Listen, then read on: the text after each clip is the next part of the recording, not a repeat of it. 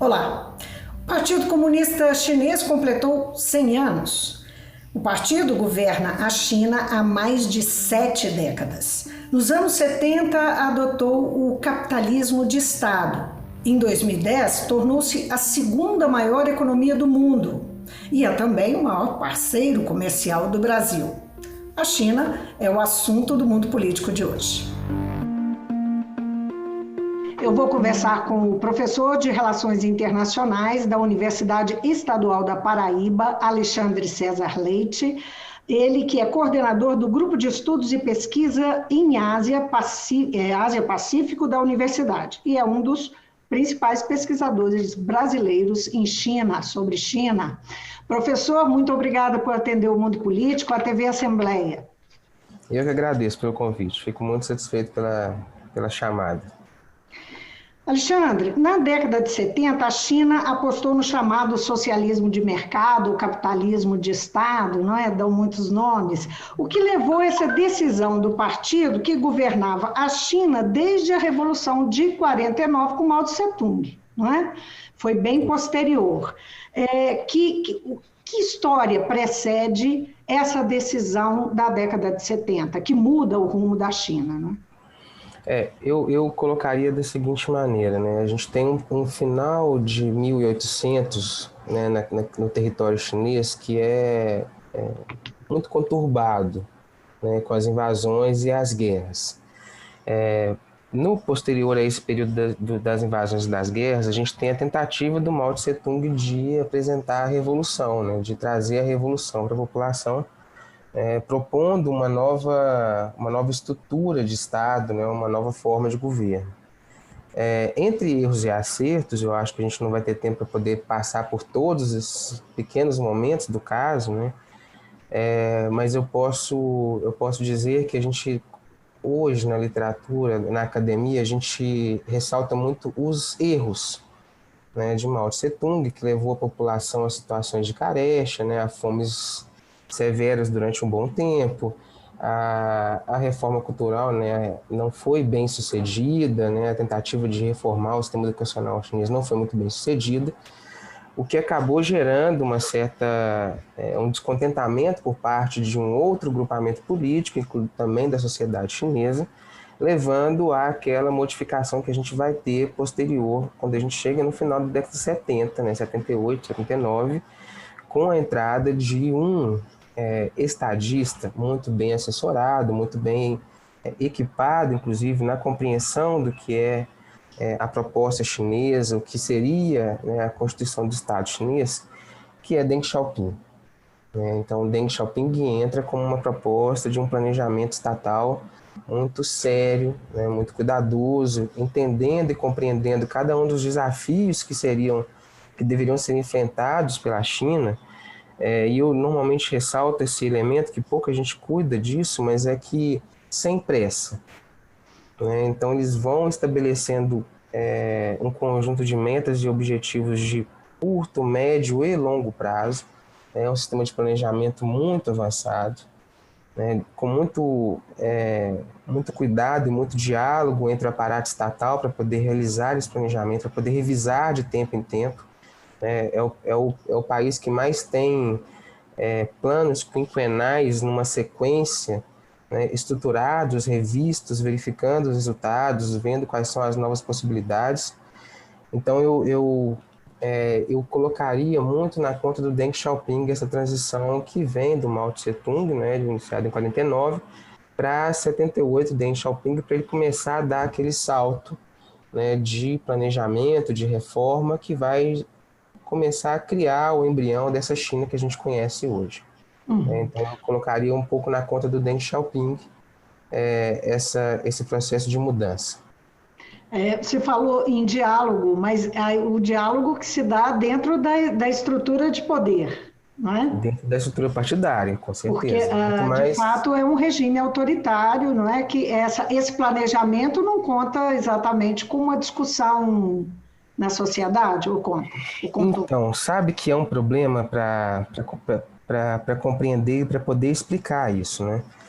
A estrutura do partido, ela é muito distribuída, né? Porque a gente tem a péssima impressão de que o partido está fechado naquele grupamento de 7 pessoas que tomam a decisão final e que depois acaba sendo lançada nas costas da figura da representatividade maior do Estado, né? No caso, a época Deng Xiaoping, hoje o Xi Jinping.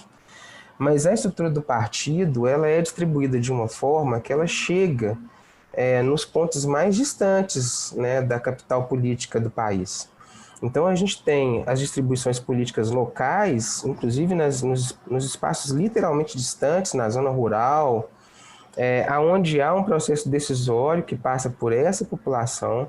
Esse processo decisório sobe os níveis até chegar nas regiões, até chegar à cúpula maior do partido.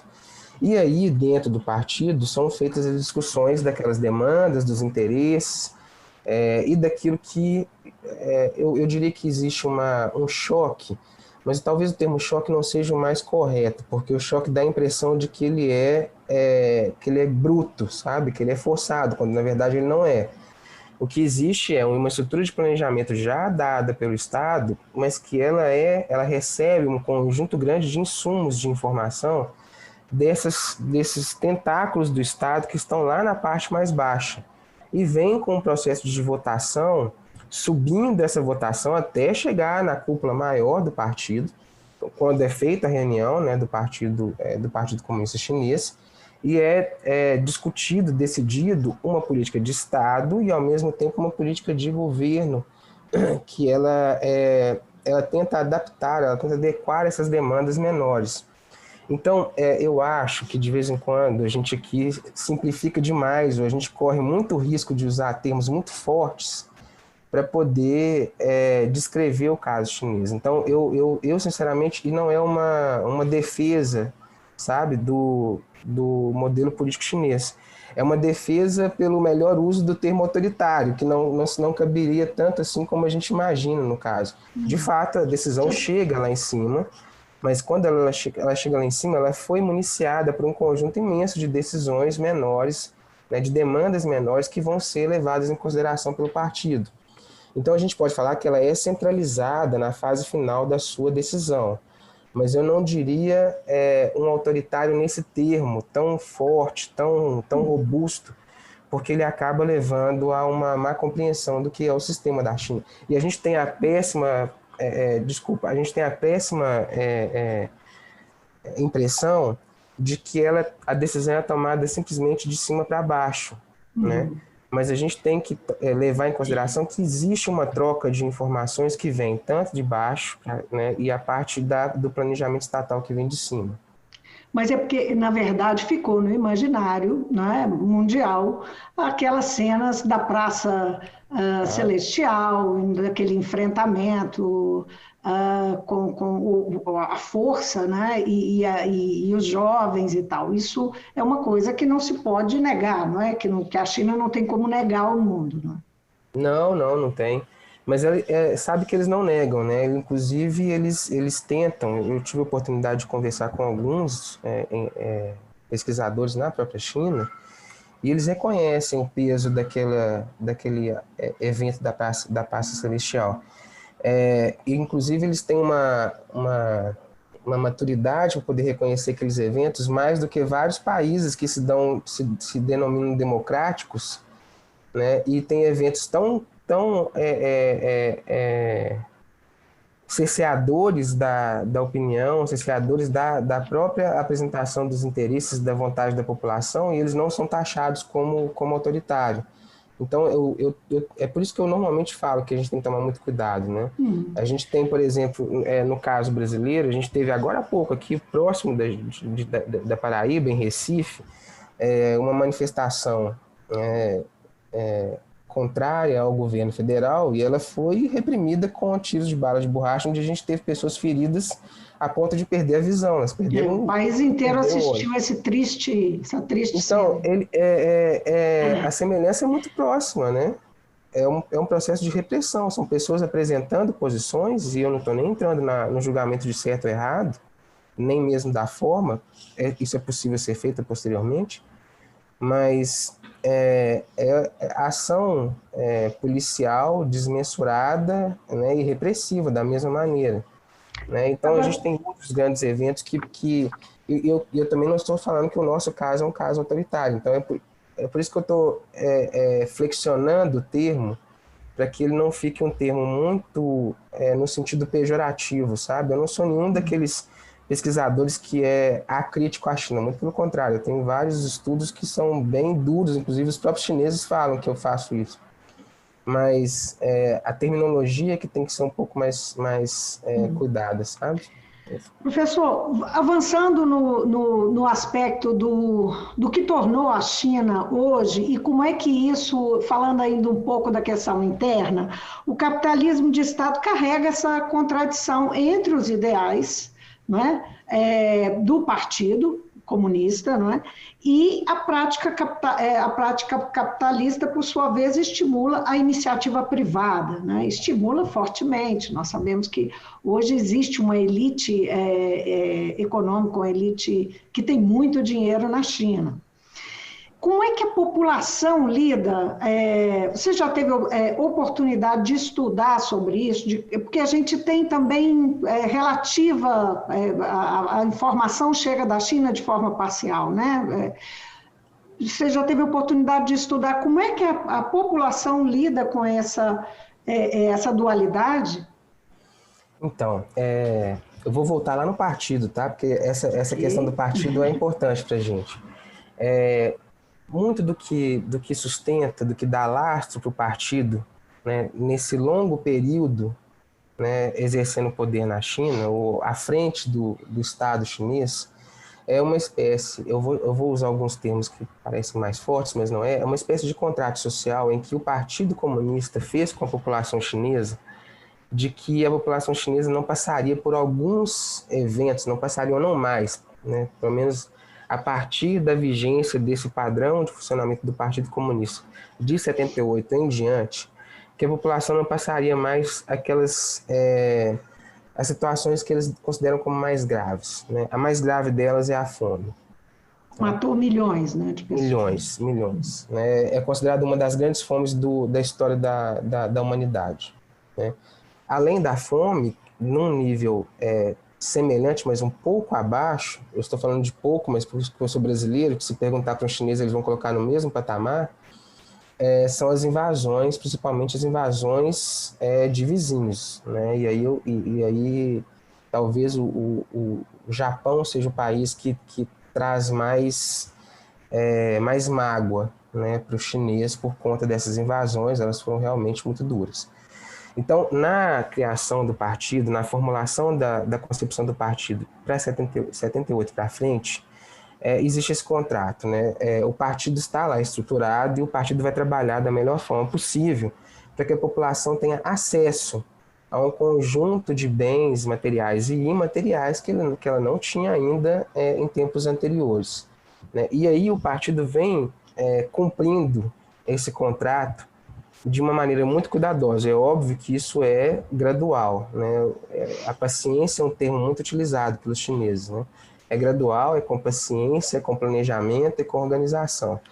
Então a gente não vê hoje mais, a gente tem, a última vez que eu estive na China, ainda existia população chinesa passando fome, e hoje não tem mais população passando fome. Isso foi em 2015, tem 6 anos só. E ela já era a segunda maior economia do mundo. Já era, e ainda tinha população, principalmente em áreas rurais, passando fome. Há pouco tempo atrás, no final do ano passado, foi divulgado um relatório informando que a China tinha tirado toda a sua população, inclusive de áreas rurais, da linha de miséria. Então, eles já tinham renda suficiente para poder, ao menos, se alimentar todos os dias. E aí tá, mas, bom, a China começa a crescer, a gente tem uma geração imensa de novos empresários, o capital privado, ele cresce, inclusive esse é um dos mecanismos que o Estado utiliza para poder fazer com que haja crescimento distribuído para a população. Então a gente tem, de fato, um conjunto imenso de grandes empresas, né? A gente tem um conjunto imenso de grandes empresários globais, que são chineses, muito capital chinês em outros países dos mais diversos, né, remunerando valorizando, fazendo retorno de capital significativo para a China. Então, a China ganhou em estrutura de capital algo que a gente não via há muito tempo. E eu não me recordo de ver tamanho e volume de capital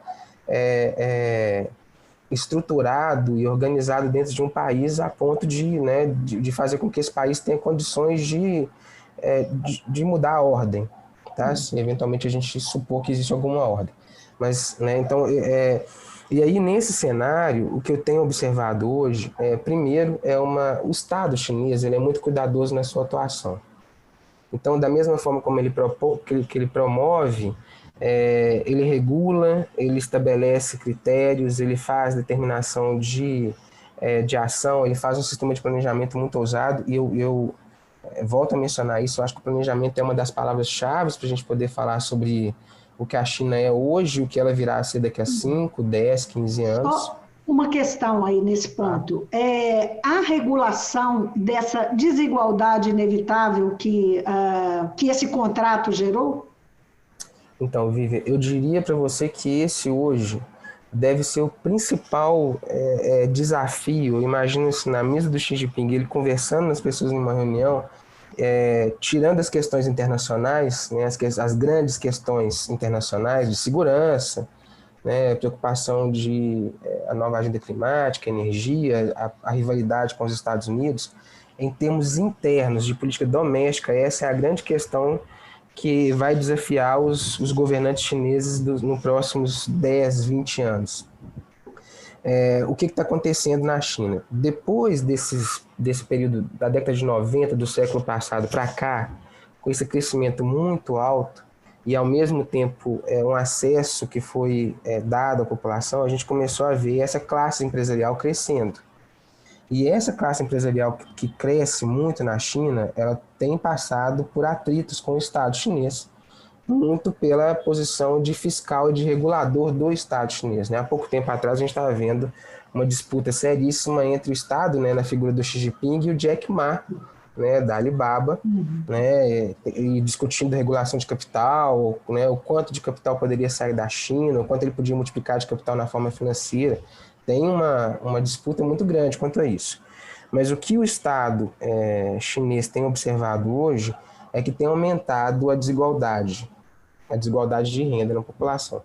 E até aí nada nenhuma novidade, porque isso aconteceu com todos os grandes países que tiveram saltos gigantescos. Então a gente não está falando de um caso à parte, a gente está falando de algo que é esperado. Porém, é uma desigualdade que está começando a se acentuar e crescer numa velocidade muito rápida.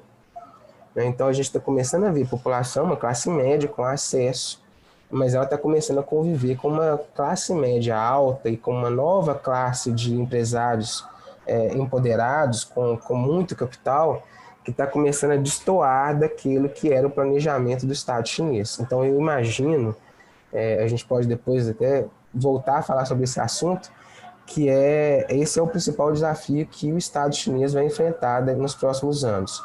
É a tendência a crescimento, à desigualdade, né? Concentração de renda por um lado e desigualdade de renda populacional no segundo momento. Eu tenho tantas questões, assim, eu sei que essa é uma questão e que os atritos enfim, com a elite talvez seja o maior problema, né? Um questionamento ao regime, né? Mas são tantas questões sobre a atuação da China no mundo, né? Como é que a gente vê a China e como é que a China nos vê.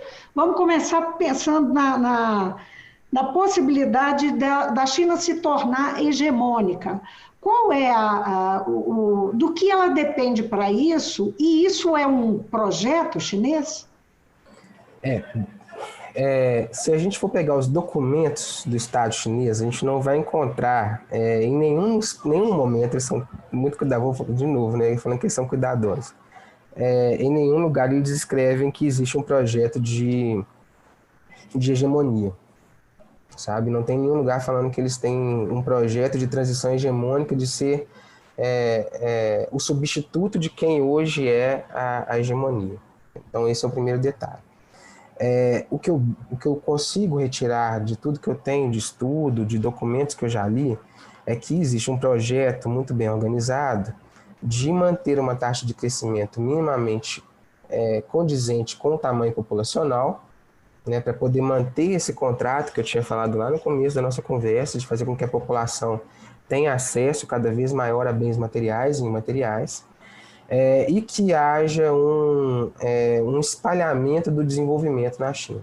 Porém, seria muito inocente da nossa parte imaginar que isso é feito exclusivamente com o Estado definindo o tipo de crescimento, a forma, né? Não tem mecanismos de controle para poder lidar com tudo isso.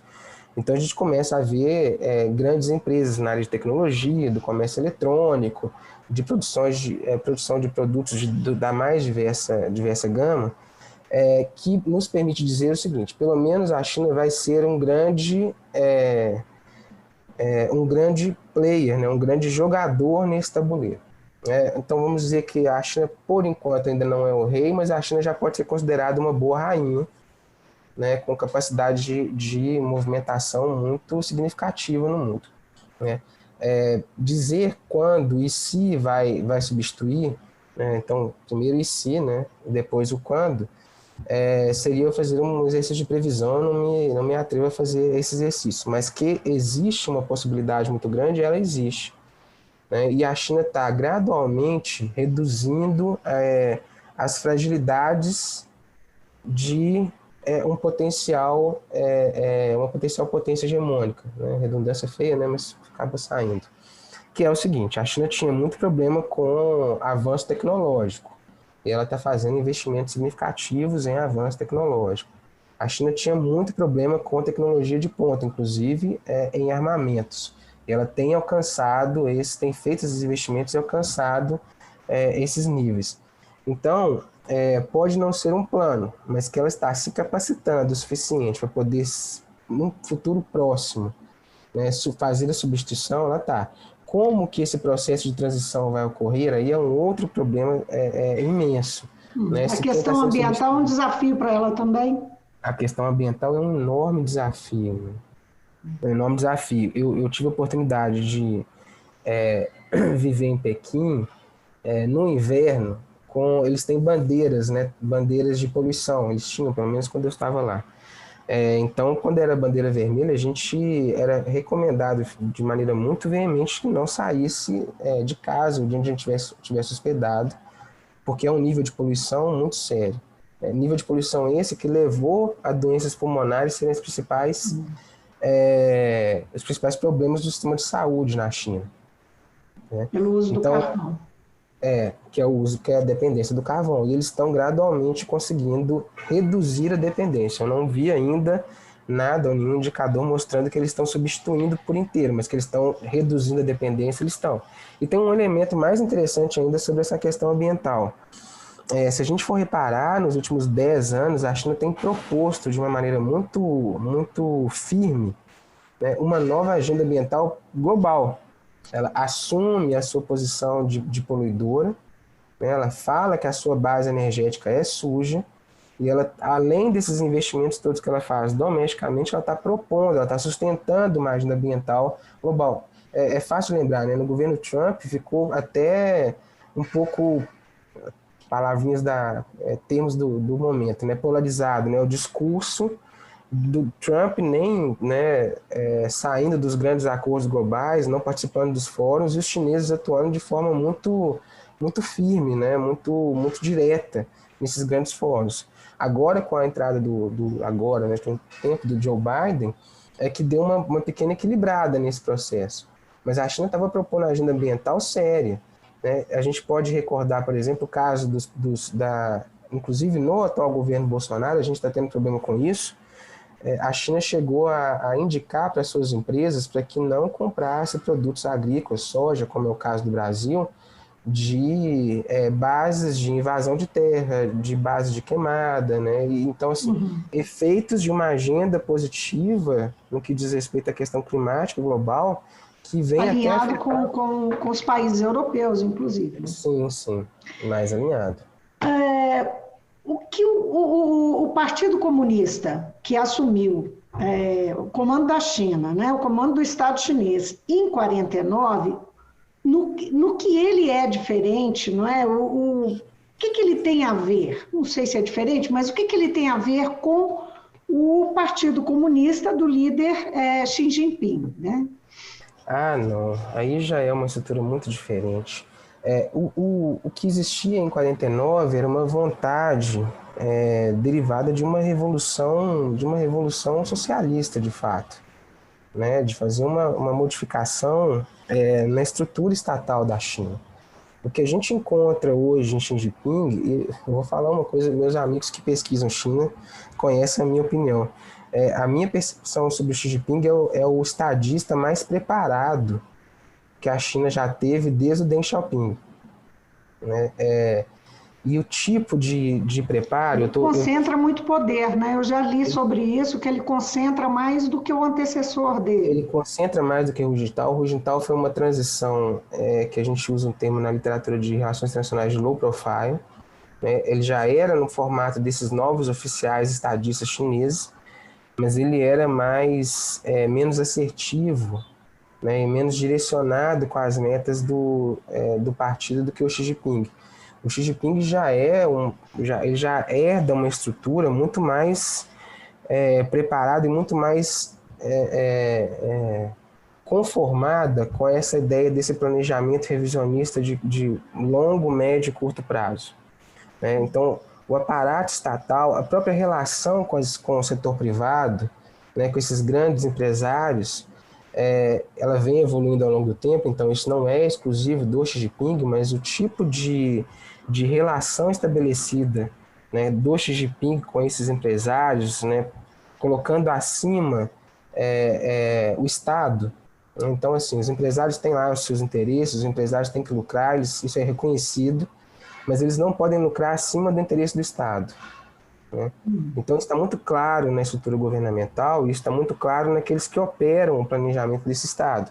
É ótimo ter uma grande empresa que atua de forma global. É péssimo ter uma empresa que atua em nível global que vá contrária à proposta do Estado. Então, é uma diferença muito grande, né? Saber conciliar quando possível, e aí começa a vir a parte que a gente fala assim, aí não, é um poder mais centralizador.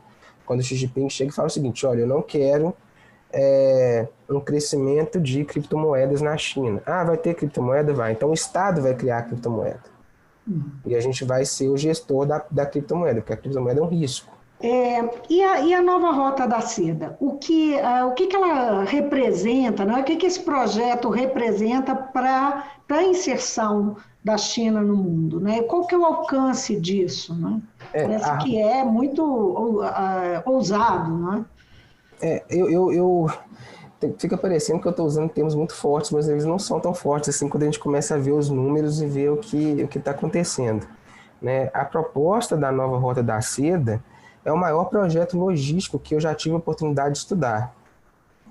Ele é um projeto logístico de envergadura global, né? Ele tem pontos de partida, mas ele se alastra, ele distribui pelo mundo inteiro. Então a gente tem corredores territoriais, a gente tem corredores marítimos. É um nível de intermediação, de negociação com um conjunto tão grande de países, né, inclusive de cessão, né, olha, eu preciso desse território aqui para poder passar um gasoduto, né, ou um conjunto um espaço físico para poder passar as fibras óticas, para poder ter os sinais, ou uma passagem logística marítima. Então, quando a gente fala da nova Rota da Seda, né, o One Belt and Road, eu tenho algumas pessoas na literatura que chamam, né, BRI, né, Belt and Road Initiative. Eu sinceramente, aí, de novo, eu não sou daqueles pesquisadores que faz ódio à China, não, mas é o projeto logístico global de maior envergadura que eu já tive a oportunidade de conhecer, tomando inclusive história muito antiga, né, porque ele está alcançando, ele já atravessou o continente europeu, ele atravessa também uma região muito complexa e de difícil negociação, né, que é a parte baixa da Ásia, atravessando até a África.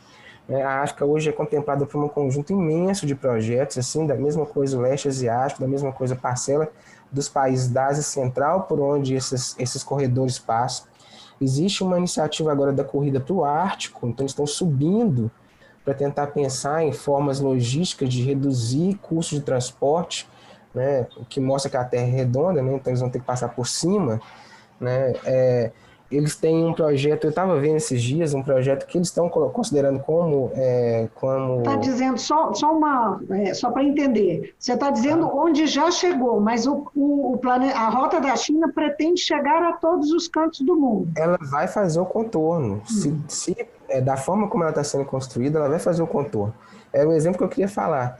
A China tem hoje estruturas portuárias na América Central, né? E óbvio, tem inclusive discussões, né, conspiratórias, né? Ah, não, aquilo ali é para poder fazer frente posteriormente numa eventual situação de conflito com os Estados Unidos, porque de fato uma grande área de influência dos Estados Unidos. A China tem a justificativa falando que aquilo ali é espaço portuário para logística, porque ela já está fazendo as passagens pelos dois lados, então ela vem pelo Pacífico por trás e está vindo pelo Atlântico, né, passando pelos países, pela a parte da África. É uma estrutura, quando a gente olha, a gente fica impressionado. Chega até a dar medo para ver assim, quando isso tudo estiver funcionando, qual é o tamanho que a China vai chegar.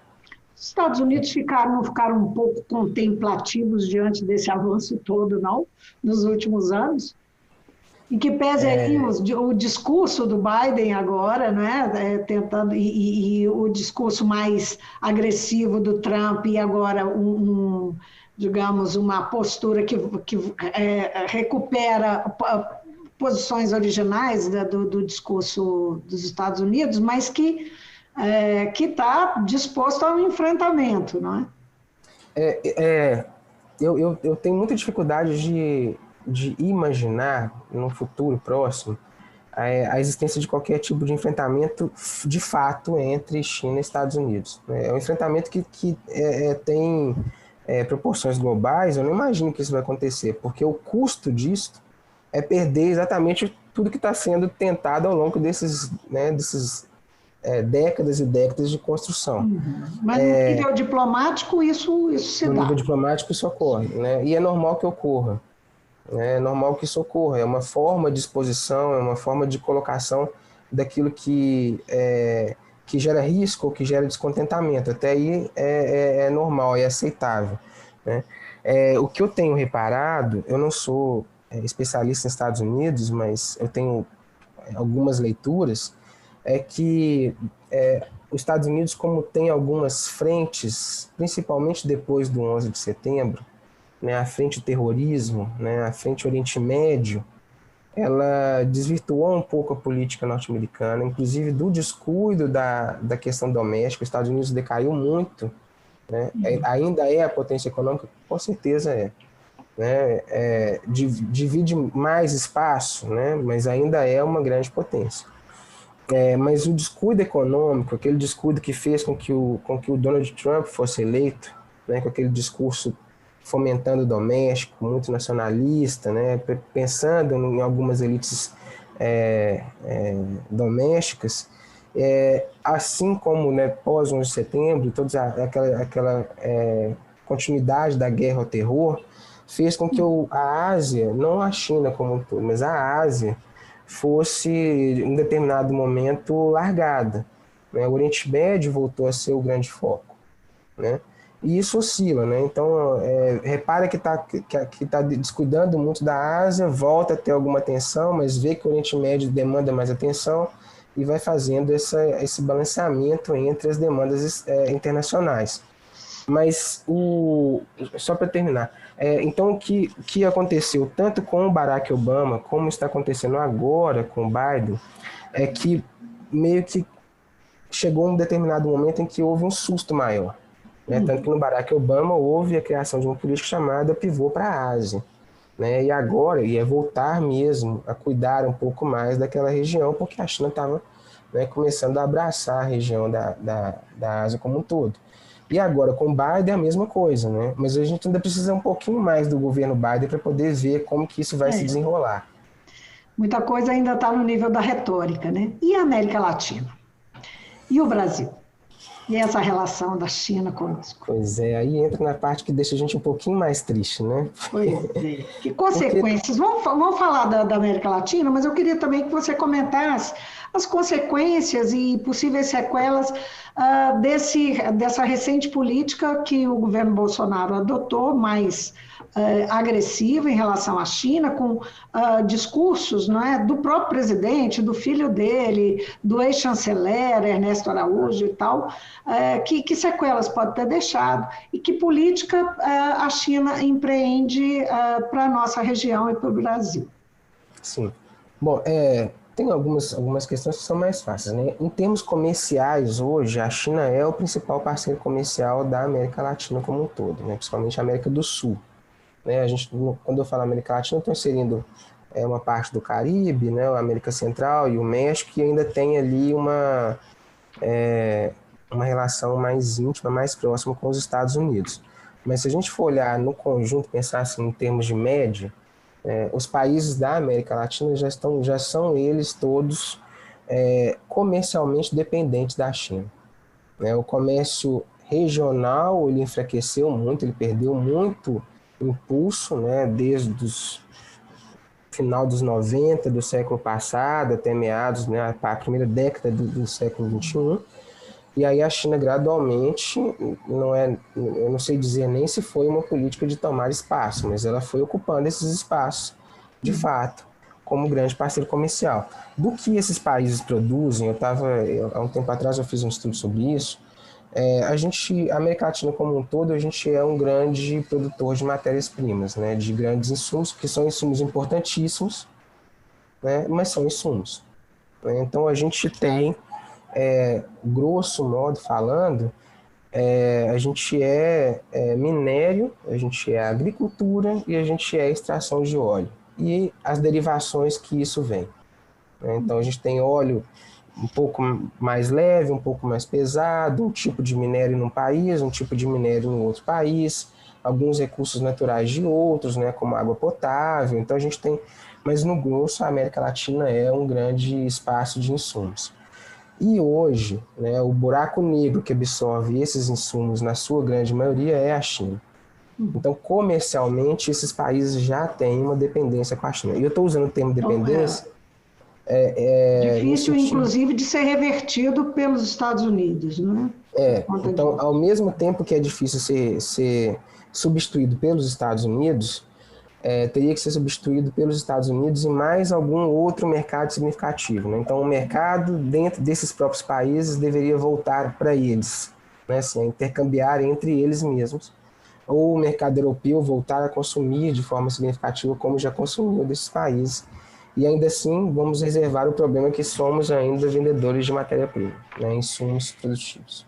Agora, a língua é um desafio, a língua e a cultura chinesa são desafios para o avanço.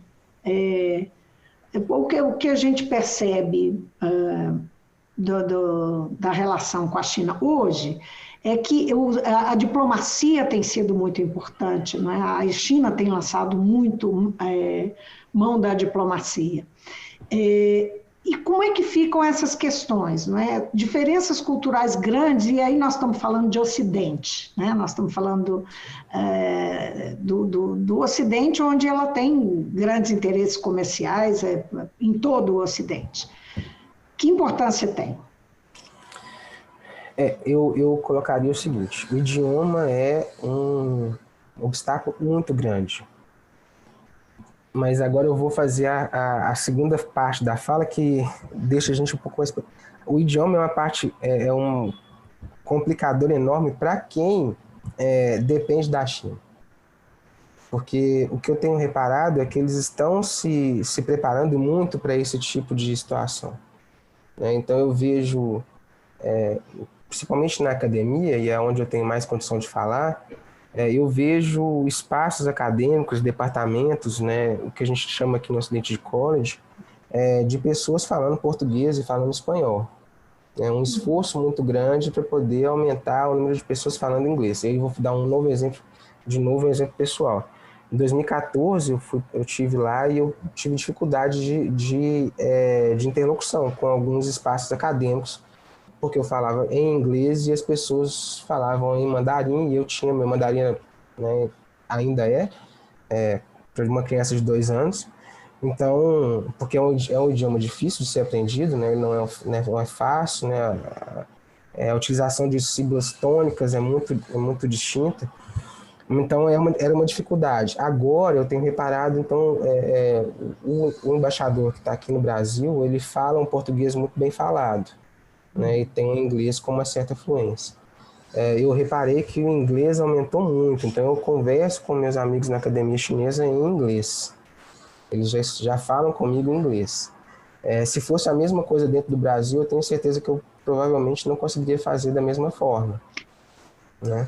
E a O cultura, né? discurso, sim, E a desculpa, questão pode cultural, completar. não é rápido. A questão cultural, eu acho que é mais um processo de aprendizado, né? A gente está vivendo num padrão, num sistema de intercomunicação, né, de interligação global hoje, que num espaço de tempo muito curto a gente consegue aprender e adaptar a parte cultural. O idioma eu acho que ele é mais complicado, né? Eu acho o aprendizado do mandarim requer mais dedicação, vamos dizer assim. Imagino. Alexandre, o discurso anticomunista da Guerra Fria, ele construiu uma imagem da China para o mundo associada ao mal, né? Eu me lembro disso, eu sou testemunha, eu era criança, a China era alguma coisa que metia medo e que era para se temer, né? O que sobreviveu dessa percepção? De forma real, de forma mais ampla, né? Nos países, especialmente nos países que tiveram uma forte influência, como nossa, uma forte influência dos Estados Unidos e da ação da Guerra Fria, né? Assim, para ser bem sincero, eu acho que isso hoje já foi retirado do imaginário de grande parte das pessoas. O discurso a construção da maldade, né, o que a gente chama, né, eixos do mal, né, tem esses termos que a O gente eixo usa do muito. mal.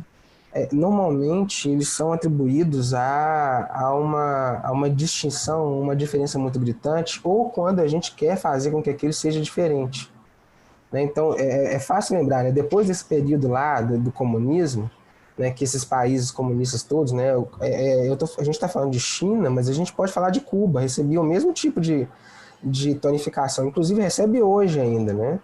As pessoas mal conhecem o que é Cuba e ainda continuam usando o mesmo tipo de artifício. Já teve o tempo da Coreia do Norte, já teve o tempo de vários países. Assim como teve o tempo de países do Oriente Médio, né? A gente usou durante muito tempo, né, eixo do mal para países do Oriente Médio, por conta da promoção do terrorismo. Eventualmente não era nem o Estado, em determinados casos era de fato o Estado, mas em outros casos nem era o Estado propriamente dito. Então, essa formulação de um discurso que atribui uma característica negativa, ela é muito mais no sentido de segregar, de distanciar, de dizer que aquilo é ruim, sem necessariamente que as pessoas tenham capacidade ou até mesmo vontade de conhecer aquilo. Então, eu diria hoje, de uma forma muito fácil, pode parecer até simplista, que esse discurso ele não existe mais hoje. E existe a tentativa inclusive, de reavivar ele em algum momento, de refazer isso. A gente viu A isso há pouco tempo extrema-direita atrás. tenta usar isso, né?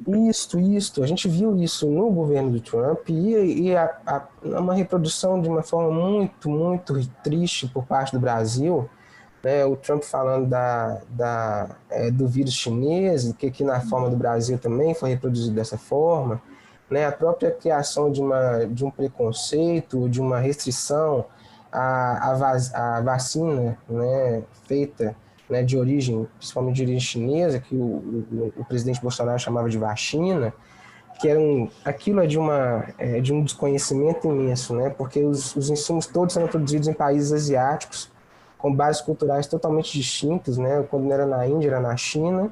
Inclusive, até mesmo o laboratório da Índia importava parte dos insumos chineses. E aí, então esse discurso, de tempo em tempo, eles tentam reavivar de outras formas, com outras colocações. Nós Mas o passamos por pejorativo, isso e, na verdade, você não me respondeu assim, eu não consegui entender direito do como que, o que se pode esperar de reação a esse comportamento, né? então, de reação no caso Reação do governo brasileiro, chinês.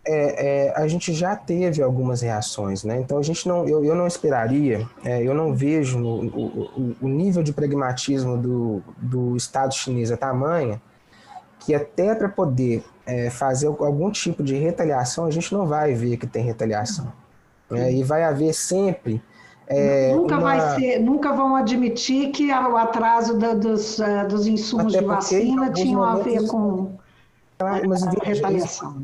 a justificativa ela pode ser muito bem dada e a gente nem tem como questionar. A última que foi dada foi a seguinte, inclusive foi dada semelhantemente pela Índia.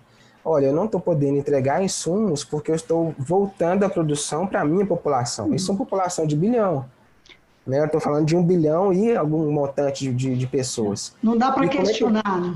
Não, porque é o interesse doméstico à frente do interesse externo, e nesse caso o estadista tem a obrigatoriedade de tomar o partido interno, né? Voltar para os casos internos. Mas voltando para o caso do Brasil, a gente já teve problemas com isso. Né? A gente teve muito problema que deve ter dado, eu imagino, alguns amigos me contam, principalmente para a ministra da Agricultura, que tinha que ficar constantemente visitando a embaixada chinesa para pedir desculpas, né, sobre aquilo que era falado no Brasil, para não prejudicar esse setor do agronegócio brasileiro, que é imenso e que sustenta, inclusive, a base governamental, né, é um problema sério de má gestão do atual governo, quando existiam as falas dizendo que a China era isso, que a vacina da China não servia, ou que o vírus era chinês, ou que a China não estava.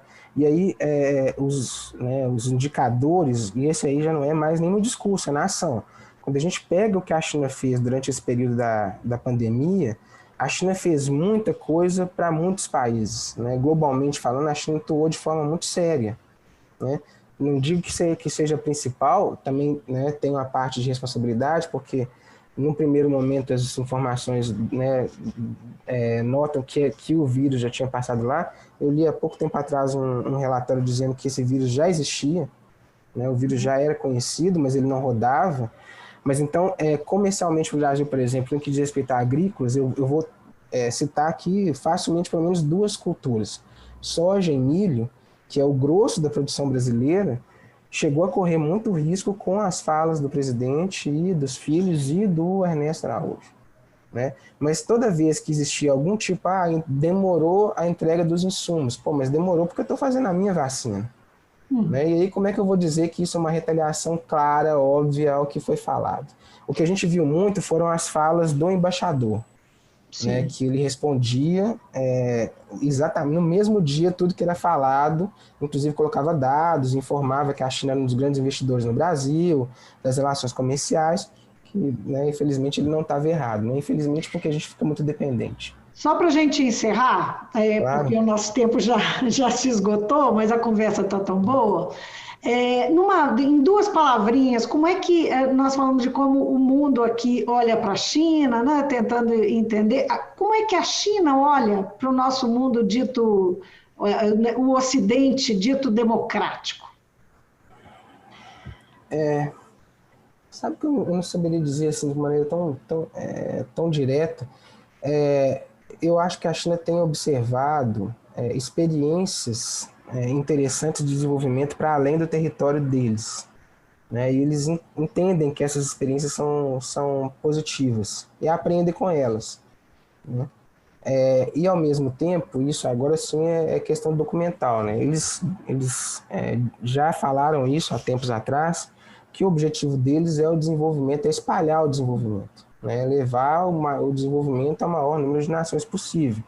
Né? Existiam os termos de desenvolvimento harmonioso, da ascensão pacífica, que era uma ideia de fazer parte do desenvolvimento global, não segregando, mas integrando aqueles países. E aí leva também a discussão da nova Rota da Seda, que é um processo de desenvolvimento logístico global também. Né? Tá tudo Só para fazer um link aí, esse desenvolvimento que está aí documentado que ela propõe é vital, esse desenvolvimento internacional é vital para ela internamente também. Claro, claro.